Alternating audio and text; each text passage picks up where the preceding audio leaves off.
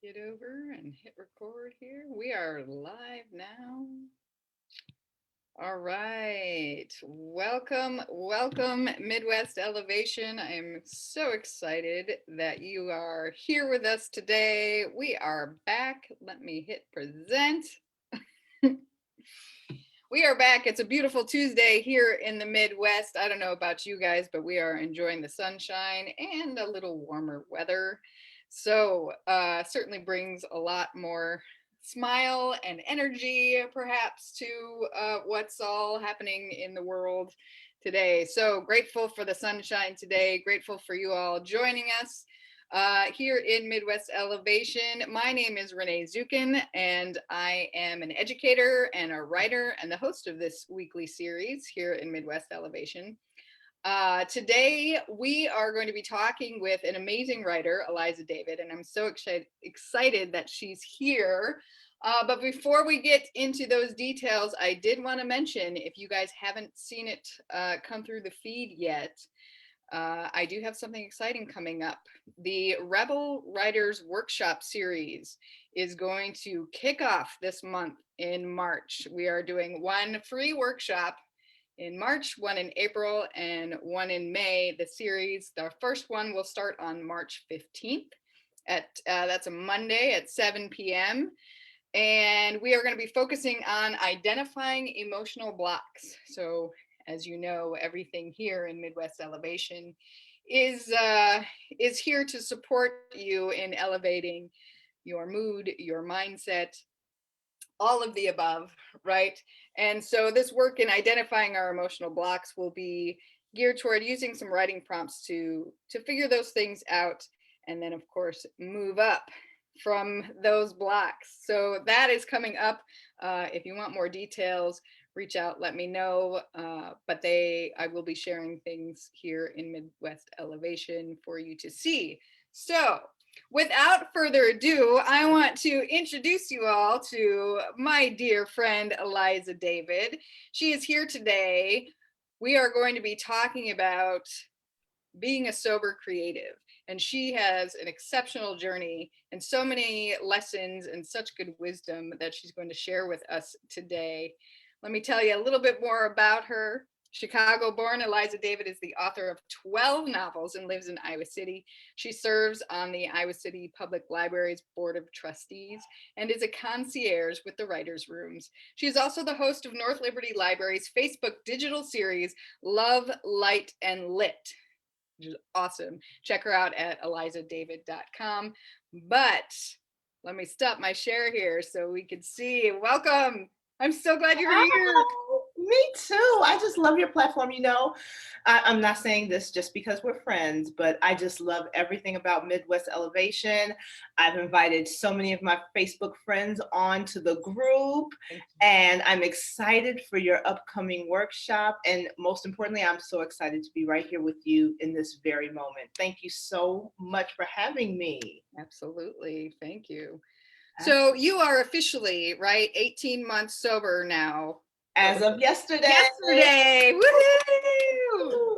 I'm so proud of myself, and I'm just so grateful for this journey. It couldn't have come at a more inopportune time. I literally got sober the Labor Day before 2020. My last drink was September 2nd of 2019. Oh. And just when I thought everything was going to be smooth sailing. No problem. Here you go. I'm like, home. Stay home all the time, huh? Okay. And I can't drink.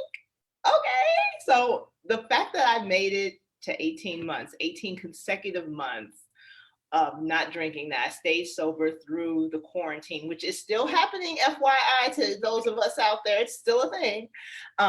It just warms my heart, and it just makes me so grateful for everyone who has supported me, my family, friends like you, who have just seen me through this. And that's why I'm so happy to be here today to talk about the 18 lessons I've learned in 18 months of sobriety. All right. I'm so excited. I know. All right. So the first one, when I came up with this list, it wasn't in any kind of order. It just, as it came to me, you know, I meditated before I made the list so I could really ground myself.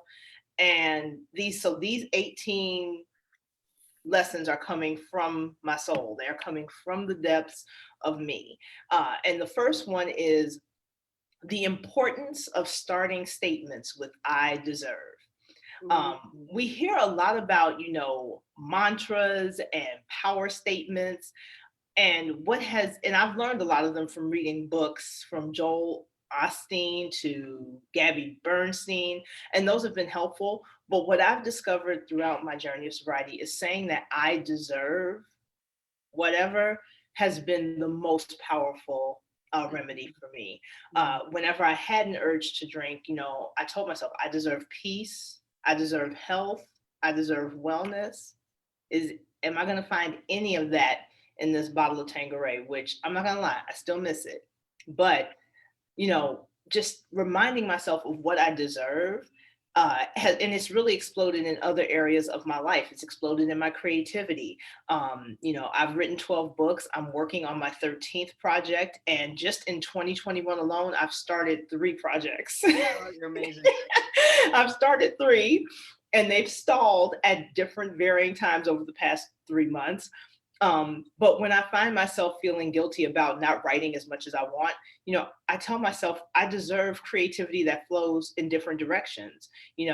Writing books isn't just the only way that I create. And I'll get to that tip in a minute, but just reminding myself that I deserve whatever I did, what I probably doubt that I don't deserve, reminding myself that I deserve it has been very helpful. Yeah, like I deserve rest. I deserve What a novel concept. The older women get, the less we believe we deserve rest. And it really starts to click after a while that, you know what? I do need to take a nap. I need to recharge. Like I've been home with my daughter. She's quarantined because one of her friends is positive. And so she had to stay home for 2 weeks. So I've been alternating days with my husband. And I'm like, okay, it's a vacation day for me. I don't have to work. I'm going to turn on her computer and let her do her thing, and I'm going back to sleep. Right. Like, I deserve rest. I deserve to have this rest. I'm not going to sleep all day, but let me just get a little shut eye while she's engrossed in school. I'm going to rest for like an hour. And it's been awesome. So I deserve statements. That's my first tip. I love it. My second lesson that I've learned is that, and I wrote this down, sugar is a sneaky bitch. Oh, my French. You're not kidding. And when you quit drinking, now I knew I read this before, so it wasn't a huge surprise to me. But when I first got sober in late 2019, I was reading a blog by Claire Pooley. She wrote The Sober Diary. She's a blogger out in the UK, and she basically blogged her entire sober journey. She's a wife, a mom in her 40s, and she blogged and she's been sober for several years now. And one thing she warns about again and again and again, the sugar cravings are going to hit you really hard when you get sober. And I was like, okay, well, I think I can handle it. No, I couldn't handle it. So sugar is sneaky. So if you're going to be thinking, if you're sober curious, if anyone in the audience is sober curious or thinking about getting sober, do not underestimate the sugar cravings that will come. Even if you don't consider yourself as one who has a sweet tooth, the alcohol that you're not drinking, your body's like, okay, where's the sugar? Because alcohol is sugar. So when you take that out of your diet, your body's like, where's my sugar? Give me my sugar. And you will dive head first into a vat of Sour Patch Kids, like me. And I'm getting better because right now I'm getting prepped. I was telling you before we started recording, I'm getting prepped for a fitness photo shoot. So I'm cutting sugar. Well, most of the sugar that I eat, which is still a substantial amount for the next 2 weeks until photo day. But wow, the sugar, like I never realized how addicted to sugar I was until I got sober. Oh yeah. It's crazy. So that's my second lesson. Sugar is a sneaky bitch. Yes, she is. Number 3, I kind of referred to this a bit earlier. My creativity flows differently. As you mentioned at the top, I've written 12 novels. I'm heavily engrossed in writing. I'm a concierge for the Scarlet Boudoir, which is the writer's rooms. Look us up. If you're a writer, if you like writing, look us up, the writer's rooms. So writing, and I'm a librarian. So books are pretty much my life. And I will say that when I got sober, it was difficult to write again from a sober lens. And it's something that I'm still struggling with. But then but what I also found was that my creativity was going in different directions. And I was having fun with my creativity. I might not have necessarily been writing 70,000 word novels, but I was writing, I've written 30 blog posts in 2020. Your output is strong. Yeah, I mean, I create content for a weekly podcast, which is Love, Light, and Lit. Look us up on North Liberty Library. I write podcast scripts on a monthly basis, sometimes 2 or 3 times a month for our Stork Storytime podcast. That involves creativity. So I've learned that my creativity flows more effortlessly now that I'm sober. And I had to learn to look at my creativity differently. And I had to learn how to appreciate the creative outlet, the output that I'm putting into other outlets. If it's not writing a novel, it's blogging, it's vlogging, it's doing a podcast, it's doing chats on Clubhouse. Like, the creativity is coming from so many different aspects right now. I can't even keep up with it. But I had to stop feeling guilty about not having my creativity look like the next writer's creativity. So I did learn that my creativity flows differently, and I'm so grateful for it because it has served me in so many different facets. It has lined my pockets, it has paid me, and it has fulfilled me to have that flow. And that's not a flow I think I would have had so effortlessly if I were still drinking. So that was my number 3. Number 4, drink when you quit any kind of behavior that doesn't serve you, whether it's drinking, drugs, loving somebody you shouldn't love, being addicted to any kind of behavior, you start to recognize your triggers. And you have a couple of options here when you recognize your triggers coming up whenever you're in any kind of recovery. You can either give into that trigger and pick up that drink, or pick up that phone and call that toxic person and revive that toxic relationship, or pick up that drug, or you can embrace your triggers. So my number 4 is embracing my triggers, recognizing that my fear is here to reassure me that I'm doing the right thing. Cheryl Strayed, who wrote Wild, of course, she has this quote that she says in Big Magic, one of her best books, as well as in all of her other talks. She says, I talk to my fear and I say, thank you for being here. You are my reassurance that I am moving in the right direction. So I choose to look at any trigger, if I'm in a restaurant, or even sometimes when I'm watching TV and I see someone pouring a nice crisp glass of white wine, that was like one of my faves, and I hear that voice that says, no, you can have one glass, okay, you've gotten this far, you deserve one glass. They take my I deserve statement. Right.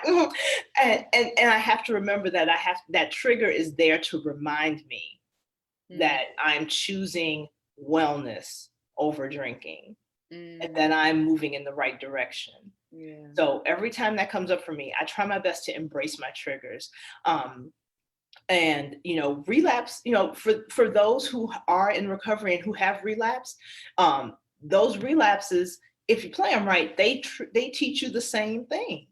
I'm hoping that I continue to choose not to give into my triggers, and that I continue to embrace them by just talking to them and acknowledging their presence, but then choosing to believe that I deserve wellness.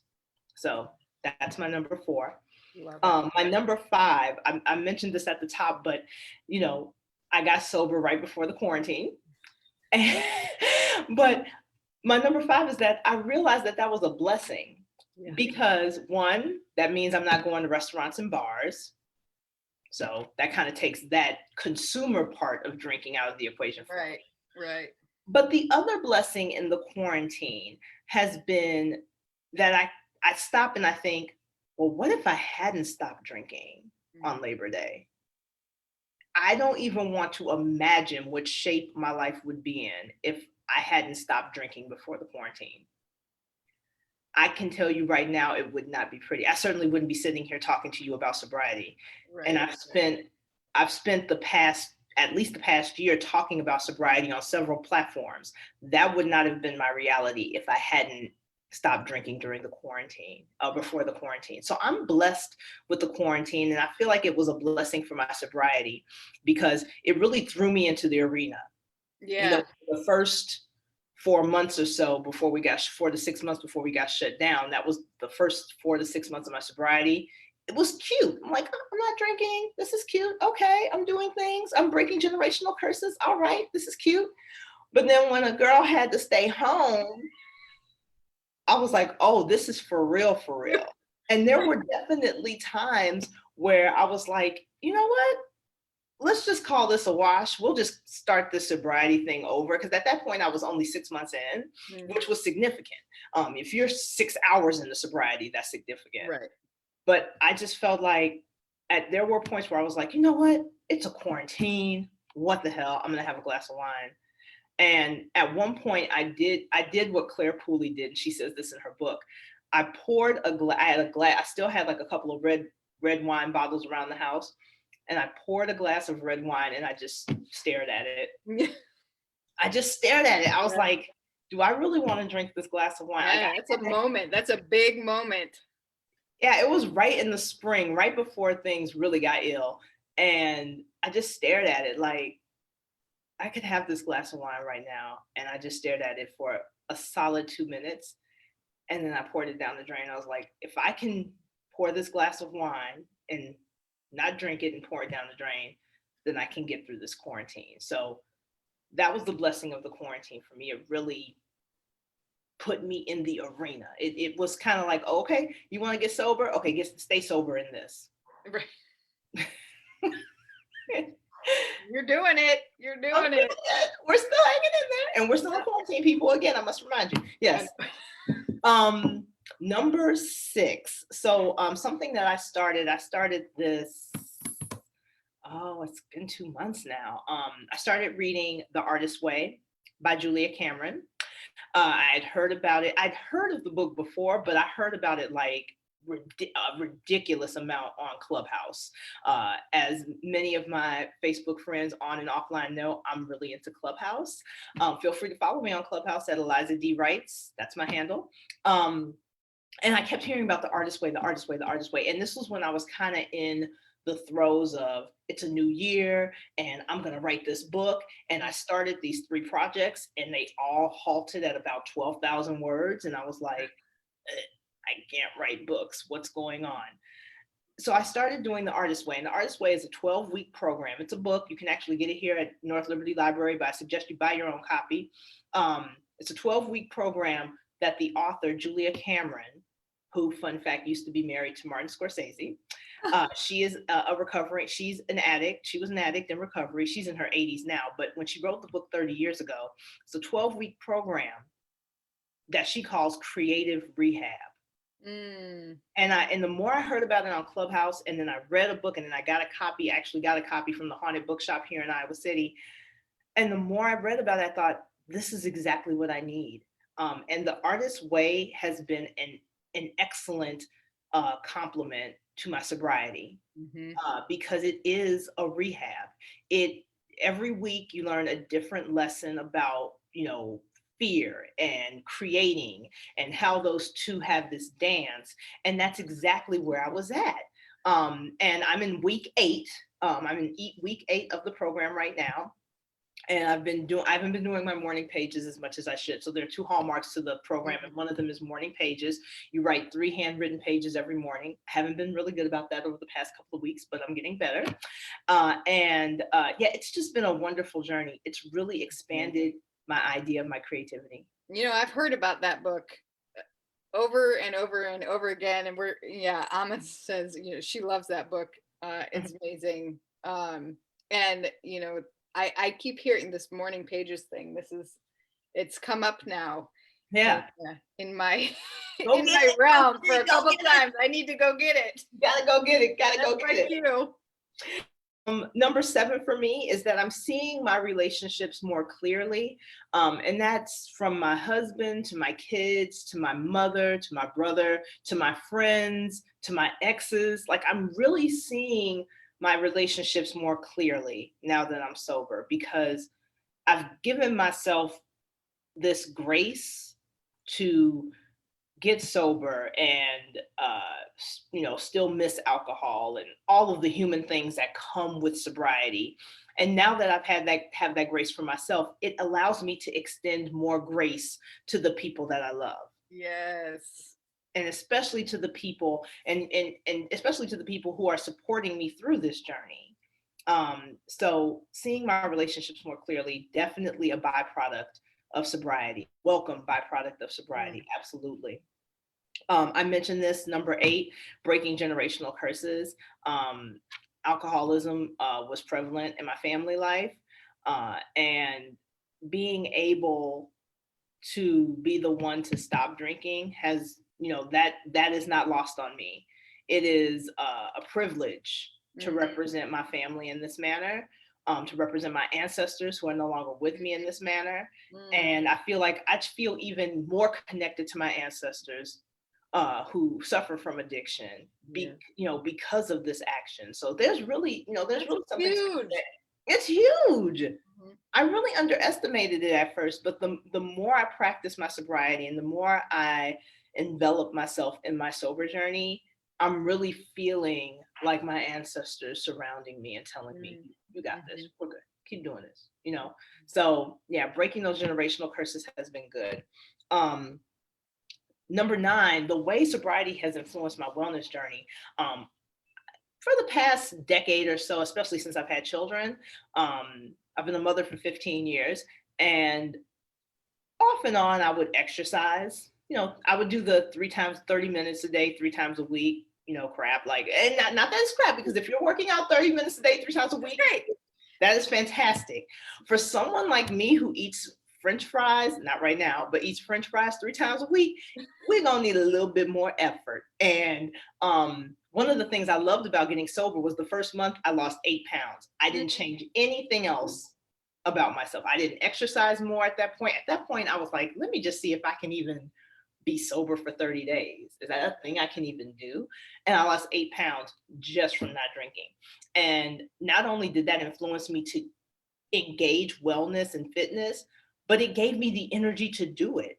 Like, I found myself not being hungover on Saturday and Sunday morning and skipping workouts. No, I'm up at 8 a.m. on Saturday mornings, hitting the treadmill, turning on a YouTube video, and getting my workout on. So it's really helped my wellness in that I have the energy to do it. And I prefer to get my workouts done first thing in the morning. So I get up every morning at 5:45 and I go down. Yeah. Yeah, I do that. That's the thing I do. And that's not something I would have even dreamed of doing before I stopped drinking. Maybe once in a while, like I used to go to jazzercise at like 5:30 in the morning, but if I made it there twice a week, that was a great week. Now it's consistent. Like, I'm getting up, I'm doing yoga, I'm stretching, or I'm hitting hard cardio, or I'm hitting the weights, and I'm getting it done. And I know I couldn't have done this without getting sober. Yeah. It's really influenced my wellness. Number 10, we're almost halfway, or we're over halfway done. Fabulous. Okay. Online sober communities have been so helpful and inspirational, specifically on Clubhouse. If anyone out there is on Clubhouse and you're even thinking about getting sober, if you're sober curious, I highly recommend that you look up the Sobriety House on Clubhouse. They have literally talks all day long. And if you even if you are on a program, or if you're looking at a program like AA, these online communities can be great supplements. Or if you're not ready to go to an AA meeting, online communities are really where it's at right now, especially with the quarantine going on. Right. It's been wonderful. So my online communities, finding the strength and power in that community has been so supplemental. And if you're on Clubhouse, I do a talk with the Sobriety Clubhouse every Sunday at 2 p.m. Central Time about being sober and being a creative. So feel free to join us. But yeah, online sober communities, go get you one. It's fantastic. Number 11, this kind of goes back to what I was talking about, seeing my relationships clearly. The amount of empathy that I've been feeling and that I carry with me is unprecedented. I am not someone who you would call sweet. Um, I'm very judgmental and I'm very petty. We've talked about this before, honey. I'm very petty. I'm very judgmental. I know this about me. I know this about my shadow self. I embrace it. It is what it is. Goddess is always working on me. She's always working on me. She's working overtime sometimes. But the empathy component has really increased in my life. And that goes back to like giving myself grace and then having the ability to give others grace. Yeah. The empathy it works the same way. Yep.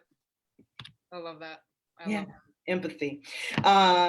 Attracting sober, curious friends. One thing that's been really interesting is that I will have people hop in my DMs on Facebook and Instagram and Twitter and say, hey, tell me about this getting sober stuff. Like people that I knew in high school that, you know, were just passive friends online. It's been interesting and I welcome it. And, you know, I don't say who they are because that's a personal conversation between me and them. But the fact that they feel comfortable enough to come to me and talk to me about, you know, what they're thinking about in regards to their own sobriety has been welcoming. And I leave it completely up to them to tell me how much of their story they want to share and provide any resources that I can.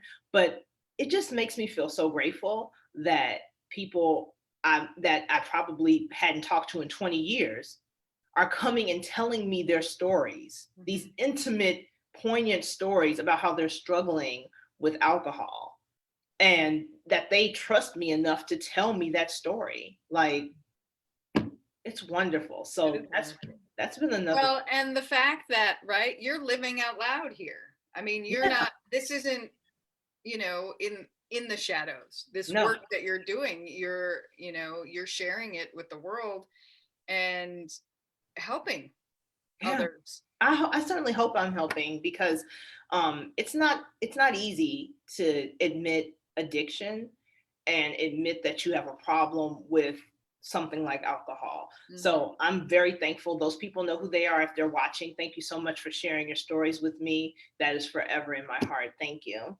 My new passion now, this is number 13. So we got about 5 more left. Decluttering. I put it on my vision board this year. Oh my God.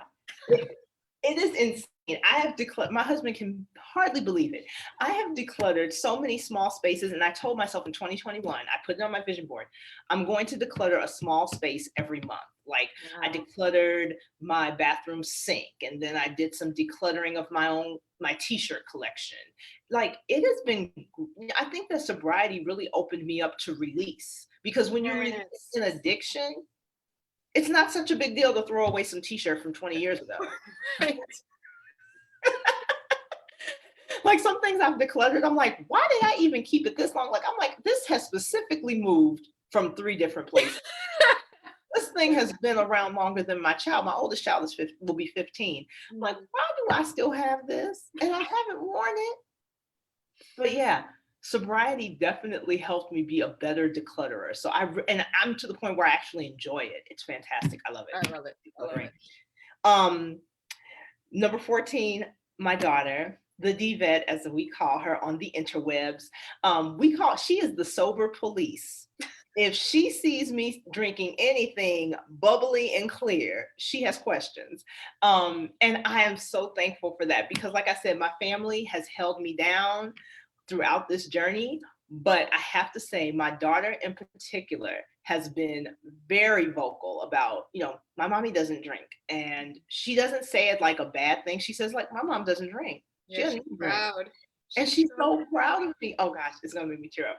But she is the sober police. And if anyone out there is thinking about getting sober, have you a sober police person in your home? Someone who loves you enough to say, okay, what is that you're drinking? Okay, what is that? What's going on? Yes, that is. And it helps that they're little and cute too. Yeah, it does. Because it's probably not gonna be so cute in 5 years, but we'll take it now. And she's so little, but little. Right. I mean, she'll be 10. Oh my God. Don't get me started. Number 15, the skin. I just want to talk a little bit about skincare. I'm not going to talk too much because I know we're running out of time, but it's okay. We've got all the time for you. And the impact of not drinking that it has had on my skin, man, like I was already kind of into skincare hardcore anyway, but now it has just been insane how much my skin has grown. I feel like I'm glowing now that I don't drink because that was actually one of the first things that got me to stop drinking. I had drunk all through Labor Day weekend in Chicago at my mom's house, and I looked in the mirror the morning I quit drinking and my skin was in terrible shape. And I just looked in the mirror and I did not recognize that person. So skin glowing. Yes, if that's any incentive, if you're into your skin, quit drinking. Your skin will be glowing like New Year's Eve in New York. It's going to be fantastic. Also, number 16, my breath is my best friend. And I know that sounds so new agey and woo-woo, but it really is the quickest thing you have at your disposal for peace. It really is. When you if you don't have anything else, if you don't have time to meditate, if you don't want to do yoga, if you don't want to do anything else, and that includes not drinking, you have your breath. Breath has saved me from having less than kind words. It has saved me from embracing less than kind words from others. And it has absolutely kept me from picking up the bottle at times. So make breath your best friend. It's there for you. Number 17, I practice shadow work on probably twice a year. I really get hardcore into the shadow work. And now I'm finding that now that I'm sober, it's much more layered. You have to dig through even more shadows. You got to dig through even more things because now the alcohol isn't blurring your vision. Now everything's live and in living color. And it's big and it's bold and you got to deal with it. So if you are currently doing shadow work or currently even interested in doing shadow work, and that's in investigating your darker shadow person, your darker self, alcohol, taking that out of the equation will make that practice so much more beneficial. Yeah. And then my last one is I just stop and say thank you. I've learned that stopping and just saying thank you. There have been times where I've just said thank you out loud. Like my kids are running around beating the hell out of each other, or I'm dealing with some family drama or some friendship drama with my girls. Sometimes I just stop and say thank you. Thank you. Clearly, I need this in my life right now to get something, to learn something. So I stop and say thank you. So I'm going to stop right here and say thank you to you, Renee, for providing this platform for myself and so many other people out here who are trying to just bring their highest selves, their higher selves to the table. I thank you so much for this platform. You're so welcome. I'm so grateful that you're here. All of us have this work to do in one way or another, and getting really conscious about the choices that we make in our lives. Yes.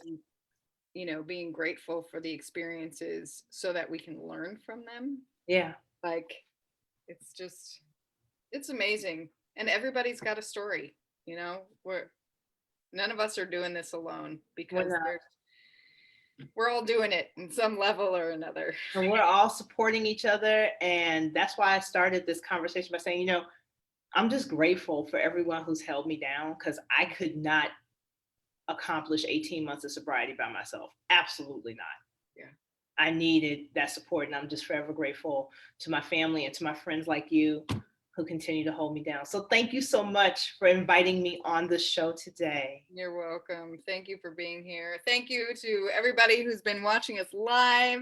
We appreciate you. If you have any questions, comments, of course, you know where to find us. If you're watching the replay, let us know as well. What is resonating with you? What of those 18 lessons has really kind of tugged at your heartstring? I wrote down a few myself, but you did mention you were going to be probably turning that into a blog post. So we'll make sure that we get that posted. Yeah, absolutely. We're going to turn that into a blog post. It'll be under elizadavid.com. You can expect it probably by Friday. I'll be home tomorrow, so I'm doing quarantine duty. So I will have plenty of time to put it up live. It'll be live by Friday. Nice. Awesome. I can't wait. And I'm just loving everything that you're doing. So thank you so much. Thank you, everybody out there in Facebook land. We will see you back here again next week for another conversation to raise the collective consciousness.